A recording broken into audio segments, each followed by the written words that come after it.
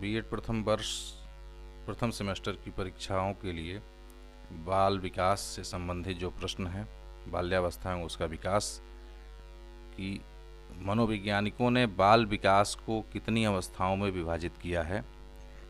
तो बाल विकास को मनोवैज्ञानिकों ने 5 अवस्थाओं में विभाजित किया है: गर्भावस्था, शैशवावस्था, बाल्यावस्था, किशोरावस्था और प्रौढ़ावस्था। अगला प्रश्न है कि शैशवावस्था का समय क्या होता है। जन्म से 5 वर्ष तक का समय होता है। शैशवावस्था की विशेषताएं क्या होती हैं? शारीरिक विकास में तीव्रता, मानसिक क्रियाओं में तीव्रता, सीखने में तीव्रता व कल्पना शक्ति, दोहराने की प्रवृत्ति व दूसरों पर निर्भरता, अनुकरण द्वारा सीखने की प्रवृत्ति व स्वप्रेम की भावना आदि बालकों में दिखलाई देती है। यह शैशवा अवस्था में बालक के भीतर यह प्रवृत्ति देखने को मिलती है। अगला प्रश्न है कि बाल्यावस्था का समय क्या होता है। तो मनोवैज्ञानिकों ने बाल्यावस्था का समय 6 वर्ष से 12 वर्ष तक माना है। ऐसे में यह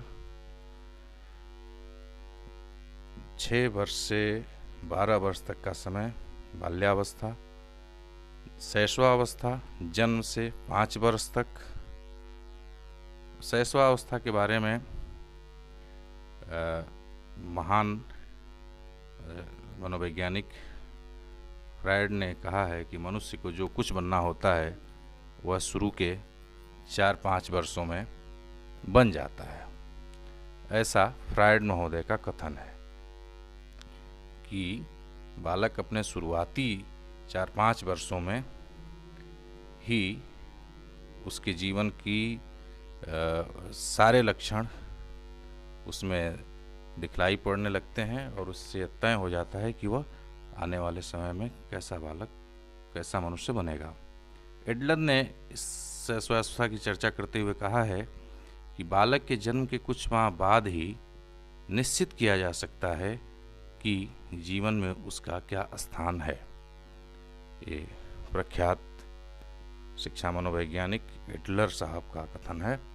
वहीं क्रो एंड क्रो महोदय ने कहा कि 20वीं सदी बालकों की सदी होगी।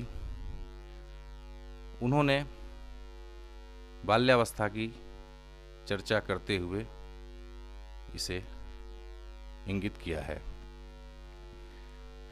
जहाँ तक बात शैशवावस्था की आती है, तो शैशवावस्था आप जानते हैं कि यह जन्म के उपरांत मनुष्य के विकास की पहली अवस्था होती है। शैशवावस्था जीवन का सबसे महत्वपूर्ण काल होता है।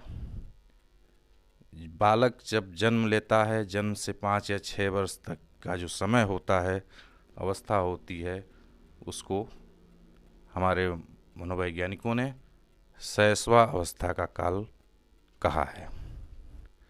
साधारणतः शिशु के जन्म से 5 या 6 वर्ष तक का जो समय होता है वह शैशव काल निर्धारित किया गया है।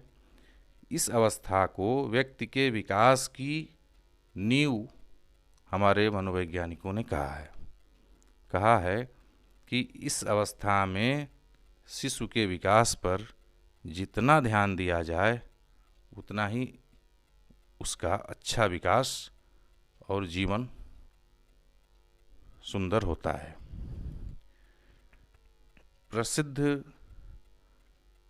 मनोवैज्ञानिक फ्रायड महोदय ने इस ओर इंगित भी किया है कि मनुष्य को जो कुछ बनना होता है वह 4-5 वर्षों में ही दिखलाई पड़ने लगता है, वह निर्धारित हो जाता है।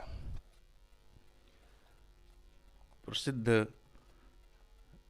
मनोवैज्ञानिक एडलर साहब ने भी बालक के जन्म को कुछ महीने के भीतर ही निश्चित करने की बात करते हैं कि उसका जीवन कैसा होगा। आइए हम लोग शैशवावस्था की कुछ विशेषताओं पर चर्चा करें। कि शैशवावस्था की जो विशेषताएं होती हैं उसमें शारीरिक विकास में तीव्रता दिखलाई देती है। शारीरिक विकास बालक के जीवन में प्रथम 3 वर्षों में तीव्र गति से होता है। प्रथम वर्ष में लंबाई तथा भार दोनों में तेजी से वृद्धि होती है। उनकी कर्मेंद्रियां, आंतरिक अंगों, मांसपेशियों आदि का उत्तरोत्तर विकास होता है। वहीं मानसिक क्रियाओं में भी तीव्रता देखने को मिलती है। जैसा कि आप जानते हैं कि शिशु की मानसिक क्रियाओं, जिसमें ध्यान, स्मृति, कल्पना, अवधान, संवेदना आदि का विकास तीव्र गति से देखने को मिलता है। 3 वर्ष की आयु तक शिशु की लगभग सब मानसिक शक्तियाँ भली भांति कार्य करने लगती हैं। यह बालक में 3 वर्ष तक की उम्र में ये सारे लक्षण दिखलाई देने लगते हैं। सीखने में तीव्रता होती है। शिशु के सीखने की प्रक्रिया भी बहुत तेज गति से होती है। वह अनेक जरूरी बातों को जल्दी जल्दी सीख लेता है। प्रसिद्ध मनोवैज्ञानिक गेसेल महोदय का यह मानना है कि बालक प्रथम 6 वर्षों के बाद 12 वर्षों बालक प्रथम 6 वर्षों में बाद के 12 वर्षों से 2 गुना सीख लेता है। ऐसा मानना है गेसेल महोदय का। कल्पना की शक्ति, शिशु में कल्पना की शक्ति अधिकता होती है। कल्पना शक्ति उसके भीतर पर्याप्त होती है। शिशु अपने परिचितों की के संरक्षण में बहुत सारी कहानियाँ सुनता है और उनको सत्य समझता है। उसे लगता है कि सचमुच कि यह कहानी है, सही है। इसके शिशु कल्पना जगत को ही यथार्थ मानने लगता है।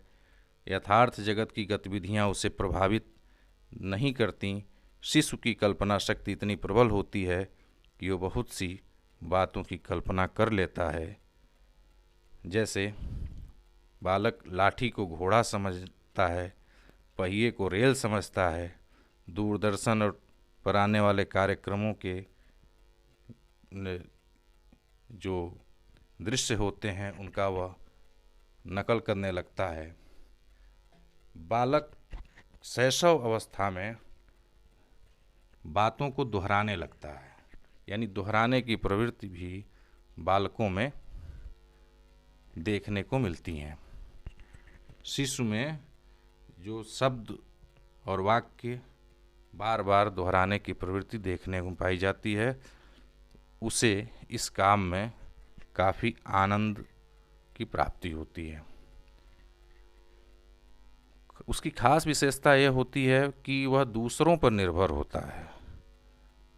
बालक जो शिशु होता है वह निश्चित रूप से दूसरों पर ही निर्भर होता है। अपने सभी ज़रूरतों के लिए उसे अपने अभिभावकों पर, माता पिता और परिवार के दूसरे सदस्यों पर आश्रित रहना पड़ता है।